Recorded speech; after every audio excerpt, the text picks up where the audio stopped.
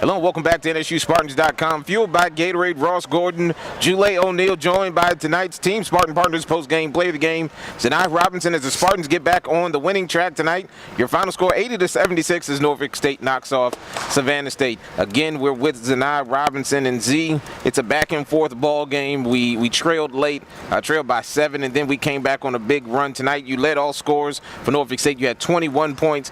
First of all, in a similar ball game against Morgan State in the last time out. You got going late in the second half to lead us back to even take the lead. Morgan State took the lead. We struggled to close out that ball game. What's the biggest difference between that ball game, learning from that ball game to tonight? Honestly, I think that the biggest difference between that game and tonight was we learned from our little mistakes. Like we still made some mistakes throughout the game, but the rebounds that hurt us last game, like we secured those rebounds. We were at that spot. We had our rotations down, and we was able to seal the deal through things like that. You look at tonight's ball game, up and down pace. Savannah State is a different kind of ball club. They take a lot of threes. They shoot a lot of threes. They make some. They get on a run. As a matter of fact, they shot out to a 7-point lead, but they also give up points at a high clip. How important was it for us to stay focused and stay calm when we got down by 7 and not try to rush anything? It's very important. Also, it's important to not get caught up in their style of play, because obviously we don't play like that. You know what I'm saying? So as long as we keep our composure and play like we know how to play, we'll be good. We just don't get caught up in how they play and just stick to what we do, and we're going to come out on top. And looking at the stat sheet, your teammates have done a great job of contributing to tonight's win. Jonathan Wade with 11 points. Corrigan stepped up and he had his first double-digit scoring of the season with 11 points. Alex Long, as well as Jordan Butler. What type of conversations have you had with them for them to come out here and contribute to tonight?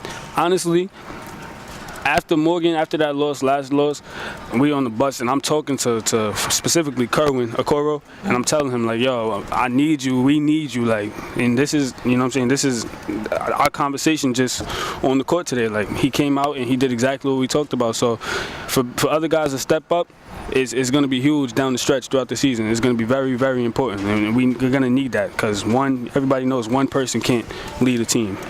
Kerwin had that big 3 in the corner. I think that was one of your 6 assists to go up. Talk a little bit about that, just the confidence in taking that shot, because he had missed a few before he took that and made that 3. Mm-hmm. Well, I feel like with all the guys on the team, like you have to have, especially if you are a shooter, if you can shoot the ball, you have to have either it's a 50% chance. It's either going in or you're missing it. So if you confident in your shot, shoot it. You know what I'm saying? So for him to have that confidence, I have confidence in him, and he got to have confidence in himself. And obviously he had it because he hit the shot. Okay, talk a little about the post players tonight. They came up huge tonight. 2 double-doubles for Alex Long. He had a huge night on the boards, 15 rebounds for him.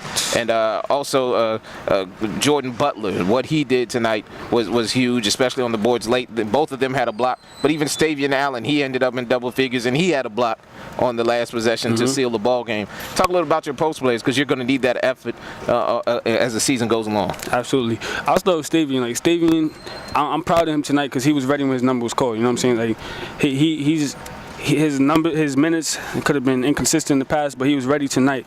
The bigs, as far as Alex Long and JB, honestly, I think they can do those type of numbers every game. Maybe not 15 rebounds, but you know what I'm saying? They can be that active every game, but they just stayed out of foul trouble a little more than they normally do.